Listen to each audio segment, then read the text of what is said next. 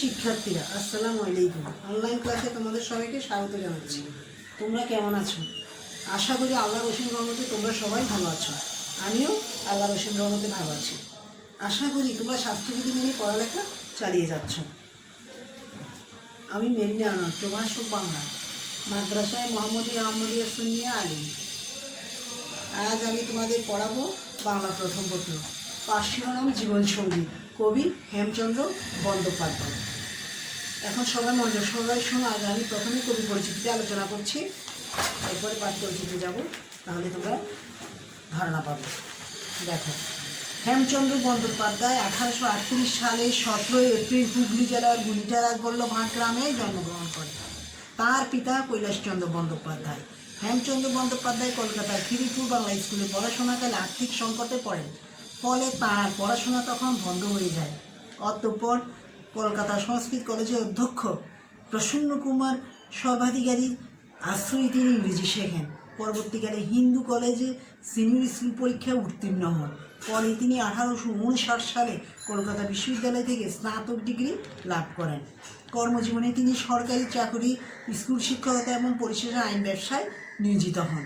Michael Madhusudan দত্তের পরে কাব্য রচনায় তিনি ছিলেন সবচেয়ে খ্যাতিমান। স্বদেশ প্রেমের অনুপ্রেরণায় তিনি বিদ্রোহসংহার নামক মহাকাব্য রচনা করেন। এছাড়া তার উল্লেখযোগ্য কাব্যগ্রন্থ চিন্তা তরঙ্গিনী, বীরবাহু, আশা কানন, ছায়াময়ী ইত্যাদি। 24শে মে 1903 সালে হেমচন্দ্র বন্দ্যোপাধ্যায় মৃত্যুবরণ করেন। এই কবি পরিচিতি থেকে অনেকগুলো জ্ঞানমূলক এবং বহুনির্বাচনী প্রশ্ন আসবে। ভালো করে কবি পরিচিতিটা তোমরা দেখবে। আমি পুনরায় আবার আলোচনা করবো, এখন পাঠ পরিচিতি যাচ্ছি, মনোযোগ সবাই শোনো। আমাদের জীবন কেবল নিছক স্বপ্ন নয়, কাজে এই পৃথিবীতে শুধু স্বপ্ন মায়ার জগৎ বলা যায় না। স্ত্রী, পুত্র, কন্যা এবং পরিজনবর্গ কেউ কারণ এ কথাও ঠিক নয়। মানব জন্ম অত্যন্ত মূল্যবান। মিথ্যা সুখের কল্পনা করে দুঃখ বাড়িয়ে লাভ নেই, তা আমাদের জীবনের উদ্দেশ্য নয়।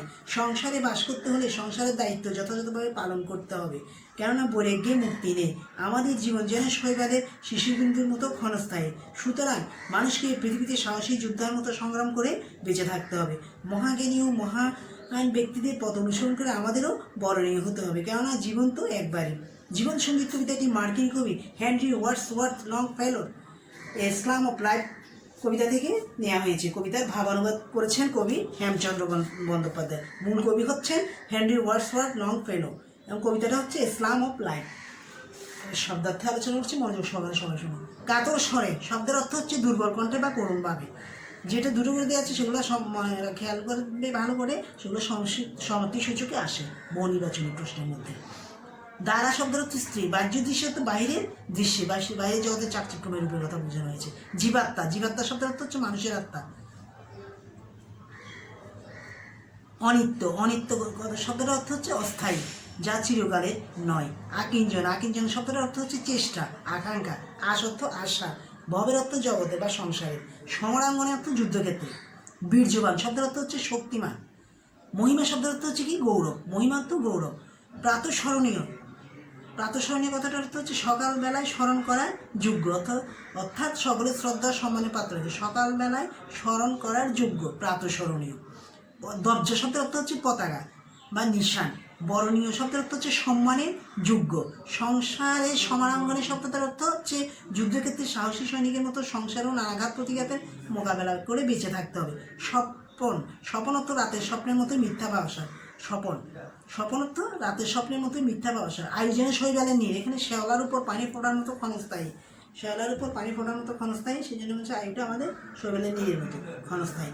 আর যশোদা শব্দের অর্থ হচ্ছে কি, যশোদা শব্দের অর্থটা আসে, যশোদা শব্দের অর্থ হচ্ছে খ্যাতির দরজা। যশ অর্থ খ্যাতির দ্বার অর্থ দরজা। যশোদারে আসিবে সত্য শব্দটা একসাথে মিলেছে, খ্যাতির দরজা বোঝানো হয়েছে। এরপরে দেখো বহু নির্বাচনী এবং জ্ঞানমূলক প্রশ্নগুলো আলোচনা করছি। যশোদা শব্দের অর্থ কি? খ্যাতির দরজা। দরজা শব্দের অর্থ কি? দরজা শব্দের অর্থ হচ্ছে পতাকা বা নিশান। আকিঞ্জন শব্দের অর্থ কি? চেষ্টা বা আকাঙ্ক্ষা।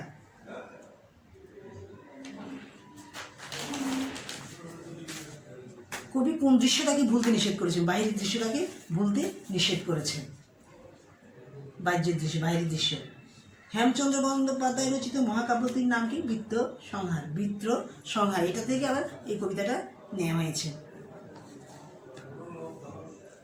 সংকল্প সাধন কিভাবে করতে হবে?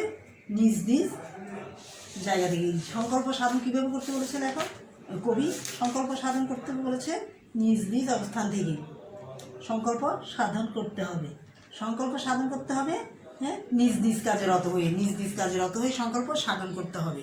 এই সংসারে জগতে দুর্লভ কি? মহিমা। এই জগতের দুর্লভটা কি? এই জগতের দুর্লভ হচ্ছে মহিমা।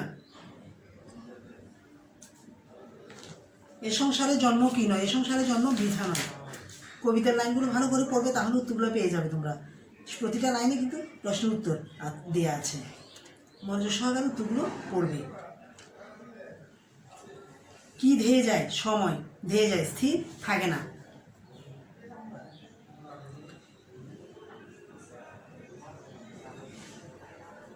এরপরে দেখো, জীবাত্ম অর্থ কি? মানুষের আত্মা। দবজা শব্দের অর্থ কি? পতাকা বা নিশান, সেটা বলেছি। এরপরে আমরা কিভাবে বর্ণীয় হতে পারে? আমরা কারা প্রাতঃস্মরণীয় হয়ে আছেন? প্রাতঃস্মরণীয় হয়ে আছেন কারা? মহাজ্ঞানী মহাজনেরা প্রাতঃস্মরণীয় হয়ে আছেন। দ্বারা শব্দের অর্থ কি? দ্বারা শব্দের অর্থ হচ্ছে স্ত্রী। বীর্যবান শব্দের অর্থ কি? বীর্যবান শব্দের অর্থ শক্তিমান। কোথায় দৃঢ়মনে যুদ্ধ করতে বলেছেন কবি? কবি কোথায় দৃঢ়মনে যুদ্ধ করতে বলেছেন বা করতে হবে? হ্যাঁ, সংসারে সমরাঙ্গনে, সংসার সমরাঙ্গনে দৃঢ়মনে যুদ্ধ করতে বলা হয়েছে।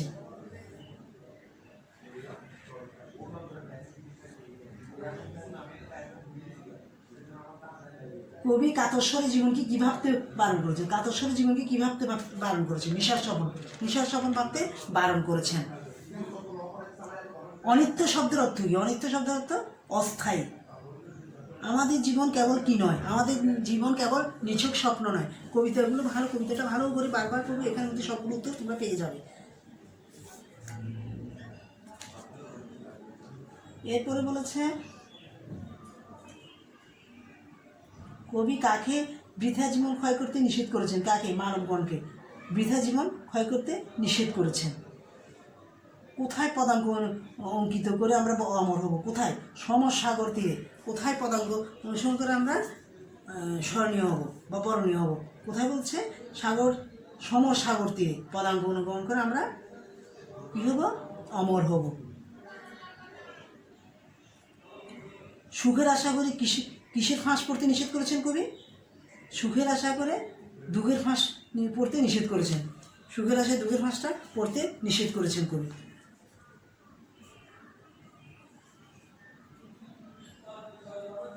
জীবনের উদ্দেশ্য কি? জীবনের উদ্দেশ্য সেটা না, সুখের আশা করে জীবনটাকে দুঃখের ফাঁস করানো, সেটা নিষেধ করেছেন কবি।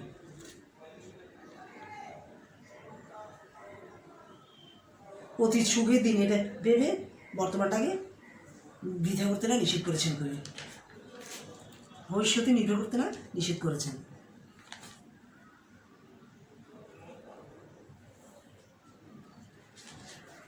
এরপরে দেখো, কবি পরিচিতি থেকে আলোচনা করছে, সেখান থেকে অনেকগুলো প্রশ্ন থাকবে, আসে। যেমন,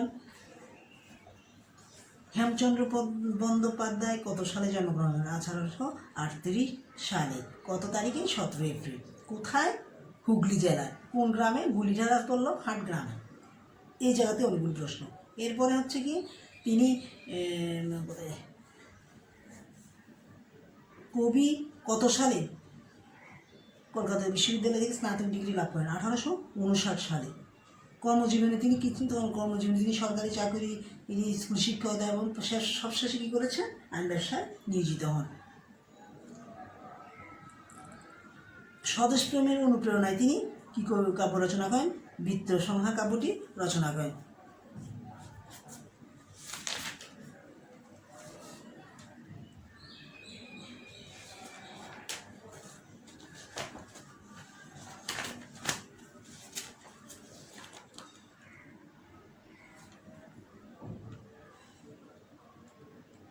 এরপরে আমি আবার আলোচনা করছি, তোমরা সবাই মনোযোগ সহকারে শোনো, তাহলে পারবে, তোমরা আনসার করতে পারবে। দেখো,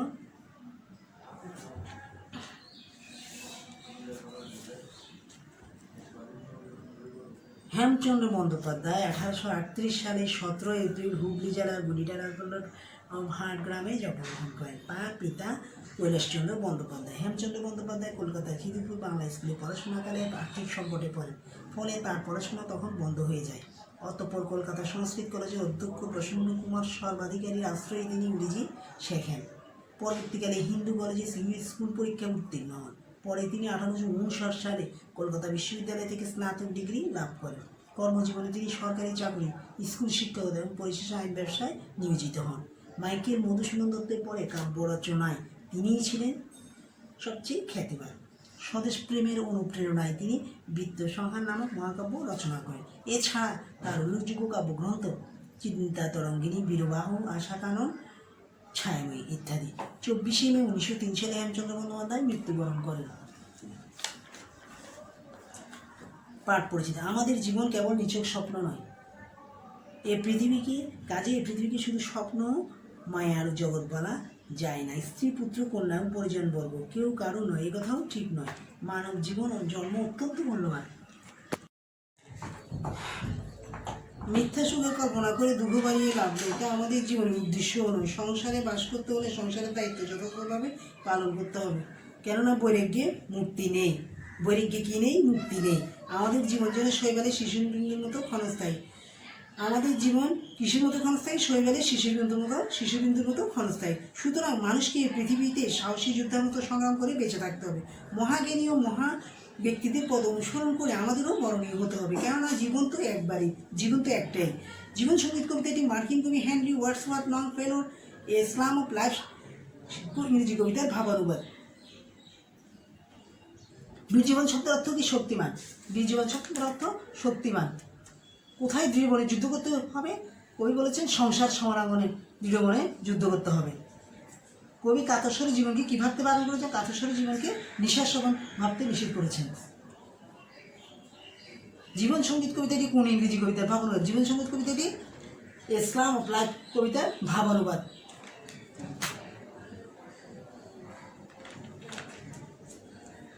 হেমচন্দ্র বন্দ্যোপাধ্যায় কত সালে জন্মগ্রহণ করেন? 1838 সালে। তার পিতার নাম কি? তার পিতার নাম কৈলাসচন্দ্র বন্দ্যোপাধ্যায়।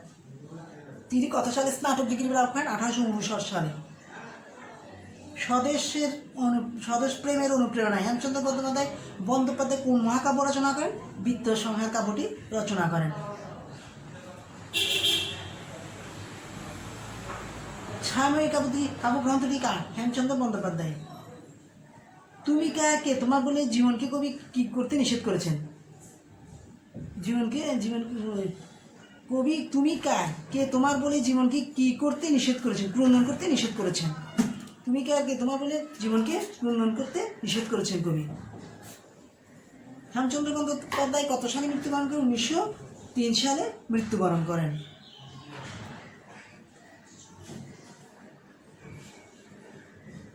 কবি কি পুনরায় ডেকে চিন্তায় কাতর হতে নিষেধ করেছেন? কি পুনরায় ডেকে কাতর হতে নিষেধ করেছেন? ডেকে অতীত সুখের দিনকে পুনরায় ডেকে কাতর হতে নিষেধ করেছেন। কবি, আমি আবার বলছি প্রশ্নটা তোমার মনোযোগ সহকারে শোনো। কবি কি পুনরায় ডেকে চিন্তায় কাতর হতে নিষেধ করেছেন? কবি অতীত সুখের দিন চলে গেছে সেটাকে নিয়ে কাতর হতে নিষেধ করেছেন। এখানে কবিতাটা তোমরা মনোযোগ সহকারে বারবার পড়বে, তাহলে প্রতিটা লাইনে প্রশ্ন এবং উত্তরটা পেয়ে যাবে।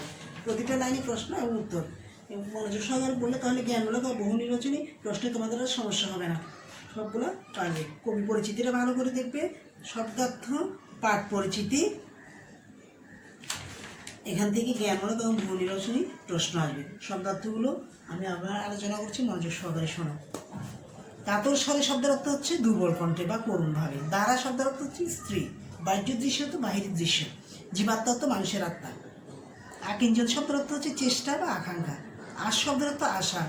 অনিত্য শব্দের অর্থ অস্থায়ী বা চিরকালীন নয়, এটি স্থায়ী নয়। ভবের অর্থ জগতে বা সংসারে। সমরাঙ্গন অর্থ যুদ্ধক্ষেত্রে। বীরজীবন শব্দের অর্থ শক্তিমান। মহিমা শব্দের অর্থ গৌরব। প্রাতঃস্মরণ অর্থ সকালবেলায় স্মরণ করার যোগ্য। দব্জ অর্থ পতাকা বা নিশান। বরণীয় অর্থ সম্মানের যোগ্য। সংসারে সমরাঙ্গন অর্থ যুদ্ধের অর্থ সাহসী সৈনিকের মতো সংসারও নানাঘাত প্রতিঘাতের মোকাবেলা বেঁচে থাকতে হবে, সে কথা বলেছেন। স্বপ্ন অর্থ রাতের স্বপ্নের মতো মিথ্যা ভরসা। আয়োজনের শৈবালী নীরব শব্দের অর্থ হচ্ছে শেওলার উপর পানির ফোঁটার মতো ক্ষণস্থায়ী। আর যশোদার শব্দের অর্থ হচ্ছে খ্যাতির দরজা। জ্ঞানমূলকই বেশি আসে, এটা মনোযোগ সহকারে বারবার এগুলো দেখবে, শব্দ অর্থগুলো, পাঠ পরিচিতি, লেখক পরিচিতি, কবিতাটা বারবার পড়বে, তাহলে তোমরা জ্ঞানগুলো তোমার বহু নির্বাচন প্রশ্নের জন্য আর সমস্যা হবে না, সব পারবে ইনশাল্লাহ। আজ এ পর্যন্ত, সবাইকে ধন্যবাদ। আসসালামু আলাইকুম।